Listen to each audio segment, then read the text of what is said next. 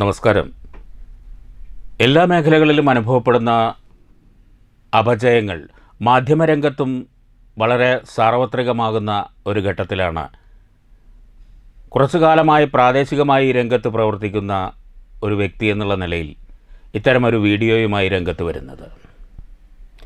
സ്വാഭാവികമായും സമൂഹത്തെ വളരെയേറെ സ്വാധീനിക്കുന്ന ഒരു മേഖല എന്നുള്ള നിലയിൽ മാധ്യമരംഗത്തുണ്ടാകുന്ന ഈ മാറ്റങ്ങൾ വളരെ അപകടകരമാണ് എന്നുള്ളത് ആദ്യമേ സൂചിപ്പിക്കുകയാണ്. വാർത്തകൾ എന്ന കാഴ്ചപ്പാട് തന്നെ മാറി മറിയപ്പെട്ടിരിക്കുന്ന ഒരു ഘട്ടത്തിലൂടെയാണ് നമ്മുടെ മാധ്യമ മേഖല ഇന്ന് സഞ്ചരിക്കുന്നത് എന്നുള്ളത് യാഥാർത്ഥ്യമാണ്. സുപ്രധാനമായ പല വാർത്തകളെയും അതിൻ്റെ പ്രാധാന്യത്തോടു കൂടി അവതരിപ്പിക്കാതെ വിവാദങ്ങൾക്ക് പിറകെ പോകുന്ന ഒരു ശൈലിയാണ് ദൃശ്യമാധ്യമങ്ങളുടെ ആഗമനത്തോടു കൂടി, അല്ലെങ്കിൽ ദൃശ്യമാധ്യമങ്ങൾ വളരെ സജീവമായതോടുകൂടി നമ്മുടെ സമൂഹത്തിന് മുന്നിൽ അവതരിപ്പിക്കപ്പെടുന്നത് എന്നുള്ളത് നിങ്ങൾക്ക് ഒന്ന് നിരീക്ഷിച്ചാൽ മനസ്സിലാക്കാൻ കഴിയുന്നതാണ്.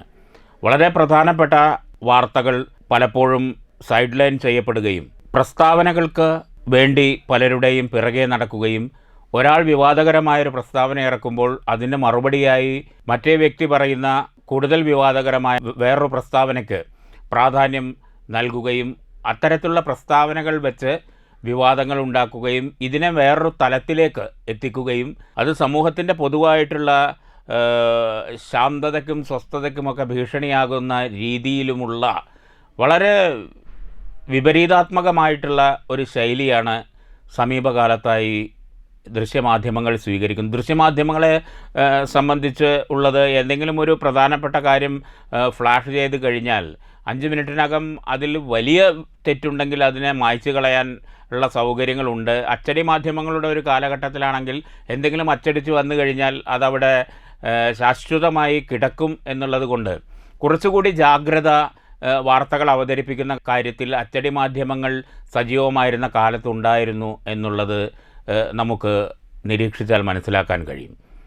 ഇതിനെല്ലാം അപ്പുറമാണ്, വളരെ ചുരുക്കി പറയുകയാണ്, ഇതിനെല്ലാം അപ്പുറമാണ് സോഷ്യൽ മീഡിയയുടെ കടന്നുവരവോടുകൂടി എല്ലാ രീതിയിലുള്ള മാധ്യമ സദാചാരങ്ങളും ലംഘിക്കപ്പെടുന്ന രീതിയിലേക്കാണ് ഇത്തരത്തിലുള്ള പല ചാനലുകളും, സോഷ്യൽ മീഡിയയിൽ അവതരിപ്പിക്കപ്പെടുന്ന പല ചാനലുകളും അതിൻ്റെ പ്രവർത്തകരുമൊക്കെ മുന്നോട്ട് വരുന്നത് എന്നുള്ളത് വളരെ ഞെട്ടിപ്പിക്കുന്ന ഒരു യാഥാർത്ഥ്യമാണ്. അവാസ്തവകരമായ കാര്യങ്ങളെ അവതരിപ്പിക്കുക, അതുപോലെ തന്നെ സമൂഹത്തിനൊരു ഗുണവുമില്ലാത്ത ചില കാര്യങ്ങളെ ഉയർത്തി കാണിക്കുക തുടങ്ങിയിട്ടുള്ള പ്രവണതകളാണ് നമുക്കിവിടെ കാണാൻ കഴിയുക.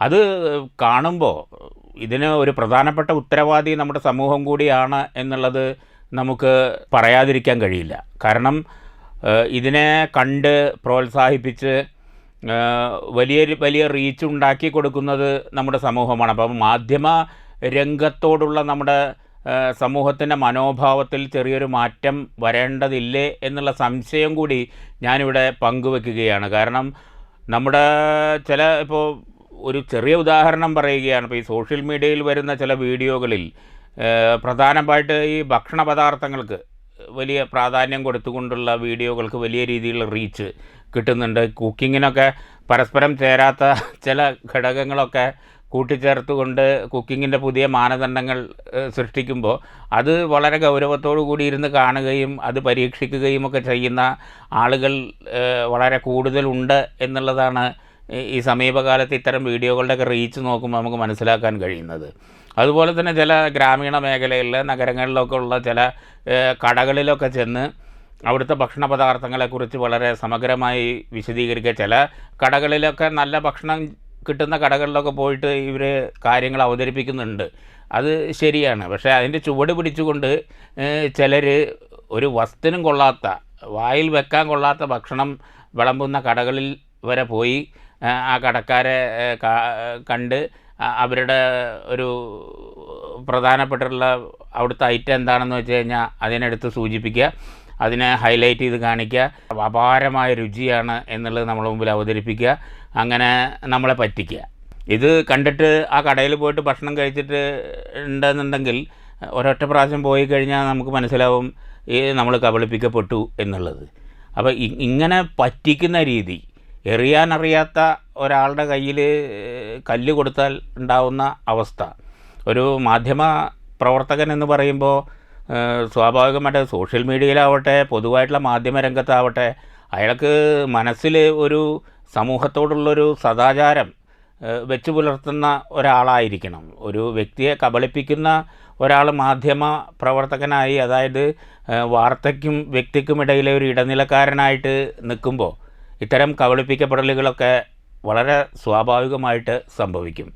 വളരെ മലീമസമായിട്ടുള്ള സാമൂഹ്യ രാഷ്ട്രീയ അന്തരീക്ഷത്തിലൂടെ കടന്നു പോകുമ്പോൾ അതിലെ മാലിന്യങ്ങളെ നീക്കി നന്മയെ ഉയർത്തിക്കൊണ്ട് വരാൻ ശ്രമിക്കേണ്ട മാധ്യമ പ്രവർത്തകൻ, ജനാധിപത്യത്തിൻ്റെ 4ാം തൂണ് എന്നൊക്കെ വിശേഷിപ്പിക്കപ്പെടുന്ന അതിൻ്റെ തൂണിന് വലിയ രീതിയിലുള്ള ബലക്ഷയം സംഭവിച്ചു കൊണ്ടിരിക്കുന്നു എന്നുള്ള ആശങ്കകളാണ് നമുക്ക് മുന്നിൽ ഇന്ന് ഉയർന്നു വരുന്നത്. ഈ ആശങ്കകളെ പരിഹരിച്ചുകൊണ്ട് മുന്നോട്ട് പോകണമെങ്കിൽ നമ്മുടെ സമൂഹം തന്നെ അതിന് വലിയൊരു പ്രതിരോധം അതിൽ തീർക്കേണ്ടതുണ്ട്. ആ ഒരു മുന്നറിയിപ്പാണ് എന്നെ സംബന്ധിച്ച് ഉയരുന്ന ചില ആശങ്കകളാണ്, അല്ലെങ്കിൽ വരാൻ പോകുന്ന വലിയ വിപത്തുകളിലേക്കുള്ള സൂചനകളാണ്. നേരിട്ട് മാധ്യമങ്ങൾ പറയുന്ന കാര്യങ്ങൾ, അത് ഒരു ചില കാര്യങ്ങളൊക്കെ ഇപ്പോൾ സോഷ്യൽ മീഡിയയിൽ ഷെയർ ചെയ്യാൻ വേണ്ടി മാത്രം ഇരിക്കുന്ന ആളുകളുണ്ട്. അതുപോലെ തന്നെ അശ്ലീലങ്ങൾക്കൊക്കെ വല്ലാത്ത രീതിയിലുള്ള റീച്ച് ലഭിക്കുന്ന ഒരു സാഹചര്യം ഈ സമൂഹ മാധ്യമങ്ങളുടെയൊക്കെ വരവോട് കൂടിയിട്ട് പെട്ടെന്ന് നമ്മളെ കാണാൻ പ്രേരിപ്പിക്കുന്ന രീതിയിൽ പ്രേക്ഷകനെ അതിലേക്ക് ആകർഷിക്കുന്ന രീതിയിലുള്ള ഘടകങ്ങളൊക്കെ ഒരുക്കി ഒരു തരത്തിൽ വാർത്ത കൊണ്ട് അല്ലെങ്കിൽ ദൃശ്യങ്ങൾ കൊണ്ട് അല്ലെങ്കിൽ വൈകാരികമായി ഒക്കെ വഞ്ചിക്കുന്ന ഒരു പ്രവണത, ഇത് അവസാനിപ്പിക്കേണ്ടത് വല്ലാത്തൊരാവശ്യമായി മാറിയിരിക്കുകയാണ് എന്നുള്ള തോന്നൽ കൊണ്ടാണ് ഇത്തരമൊരു വീഡിയോ ഈ ഒരു മാധ്യമത്തിലൂടെ അവതരിപ്പിക്കാൻ തീരുമാനിച്ചത്. പ്രേക്ഷകർക്ക് ഇതിൻ്റെ ഗൗരവം തിരിച്ചറിഞ്ഞുകൊണ്ട് മുന്നോട്ട് പോകാൻ കഴിയണം എന്നുള്ളതാണ് എൻ്റെ ഒരു അഭ്യർത്ഥന. ഇതിൻ്റെ കൂടുതൽ ഗൗരവകരമായ വിഷയങ്ങൾ, ഇതൊരു ആമുഖം എന്നുള്ള നിലയിലാണ് ഇപ്പോൾ ഇത്രയും കാര്യങ്ങൾ സൂചിപ്പിച്ചത്.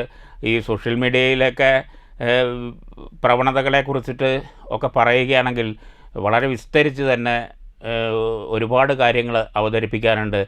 അത്തരം അവതരണങ്ങൾ വരും വീഡിയോകളിൽ നിങ്ങൾക്ക് പ്രതീക്ഷിക്കാം. പൊതുവായി മാധ്യമരംഗത്തുണ്ടാകുന്ന ഈ മാറ്റത്തിൻ്റെ ഗുണകരമല്ലാത്ത ഒരവസ്ഥയെക്കുറിച്ചും അത് ഏത് രീതിയിലാണ്, എന്ന് മുതലാണ് ഈ മാധ്യമരംഗത്ത് ഇത്തരത്തിലുള്ള മാറ്റങ്ങൾ സംഭവിച്ചു തുടങ്ങിയത്, മാധ്യമങ്ങളെ വിലക്കെടുത്തു തുടങ്ങിയത് ഏത് കാലഘട്ടം മുതലാണ് തുടങ്ങിയിട്ടുള്ള ഒരുപാട് ചർച്ചകൾ ഇന്ന് സമൂഹത്തിൽ ഉയർന്നു വരുന്നുണ്ട്. പക്ഷേ ആ ചർച്ചകൾ ഒക്കെ ഉയർന്നു വരുമ്പോഴും വിലക്കെടുക്കപ്പെട്ട മാധ്യമങ്ങൾ അവർ കൂലിവേലക്കാരായി തന്നെ യജമാനൻ്റെ ദാസ്യവൃത്തി ചെയ്യുന്ന നിർഭാഗ്യകരമായ ഒരു സാമൂഹ്യ അവസ്ഥയിലൂടെ കടന്നു പോകുമ്പോൾ നന്മകളെ സ്വീകരിക്കാനും തിന്മകളെ തിരസ്കരിക്കാനുമുള്ള ആർജവം സമൂഹം പ്രകടിപ്പിച്ചാൽ മാത്രമേ ഇതിന് ഒരു മാറ്റമുണ്ടാകൂ എന്നുള്ളതാണ് ഞാൻ വിശ്വസിക്കുന്നത്.